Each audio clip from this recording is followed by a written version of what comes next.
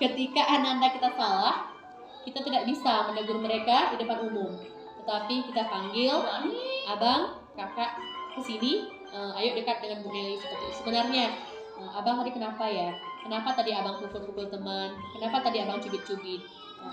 Kalau kesalahan kita sekarang, ibu, kakak itu pukul, abang kenapa pukul-pukul? Ayo istighfar, ternyata salah teman-teman. Kalau kita panggil abang kesini, kenapa tadi pukul kawannya? Apa salahnya? Gini Bu, baiklah silahkan istighfar di sana. Sebenarnya seperti itu kan dalam pendidikan. Mungkin ada salah-salah kita selama ini, insya Allah kita bisa perbaiki. Kemudian memperlihatkan otoritas secara agresif. Mungkin lihat nih, abang ini bisa. Lihat nih, kakak ini bisa. Abang kenapa tidak bisa? Itu juga salah satu kesalahan kita teman-teman. Ternyata tidak boleh seperti itu. Abang sini, abang kenapa belum bisa? Nanti dia akan sampaikan, Bu, abang susahnya di sini, kakak susahnya di sini. Gimana caranya, Bu? Jadi kita ajarkan lagi, mereka berulang-ulang yang tadi sebelumnya.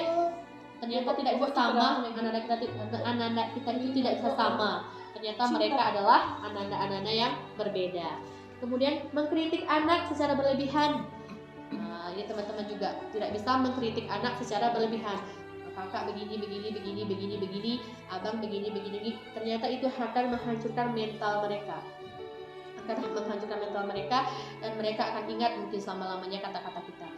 Karena anak-anak itu masih ingatannya bagus ya teman-teman ya. Mungkin yang kita sampaikan menurut kita itu tidak menyakiti mereka. Ternyata yang kita sampaikan itu bisa terkenang oleh mereka mungkin sampai pulang ke rumah gitu kan.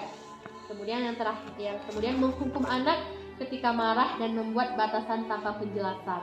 Ternyata teman-teman menghukum anak pun ada batasannya, ada caranya, tidak bisa salah-salah.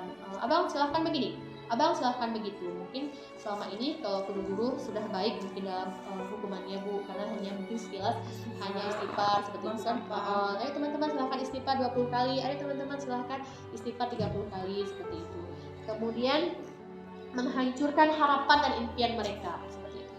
Kita hari ini tak bisa menghancurkan impian mereka. Abang mau jadi apa ya? Kalau belajar pun malas seperti itu. Kakak mau jadi apa nantinya? Nanti kakak nggak masuk ke SD.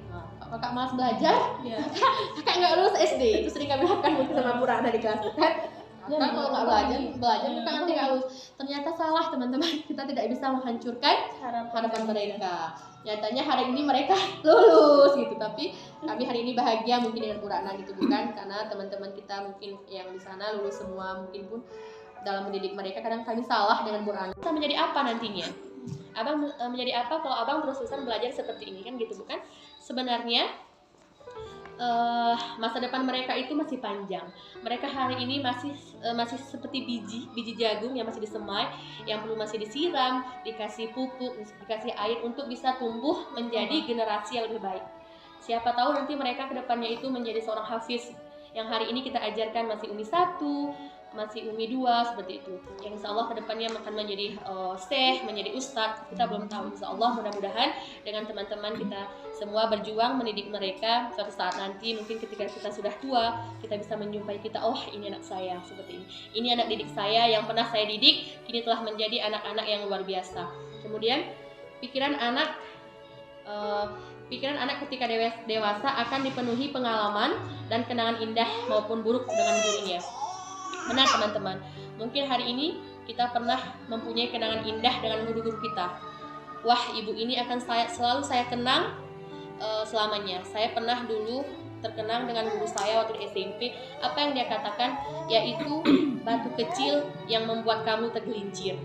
Benar. Kalau besar batu itu kita bisa lihat, dan nampak seperti itu kan. Tapi kalau kecil kita sepele, membuat kita tergelincir. Apa itu? Yaitu permasalahan. Mungkin permasalahan yang kecil yang kita tidak open dengan masalah itu, lama-kelamaan permasalahan itu akan besar. Mungkin sekolah kita, apa itu sampah misalnya yang kita tidak open, udah besok aja. Lama-lama sampah itu menjadi banyak dan kita juga yang repot membersihkannya. Itu salah satunya teman-teman ya. Kemudian kami lanjut ke pendidikan hamba nantinya kepada Allah. Inilah hidup saya seperti itu kan? Inilah hidup saya, inilah Tuhan saya. Pada Allah yaitu guru-gurunya, guru-guru SD, SMP, kuliah dan seterusnya seperti itu bukan? menyalakan api semangat kepada anak-anak kita.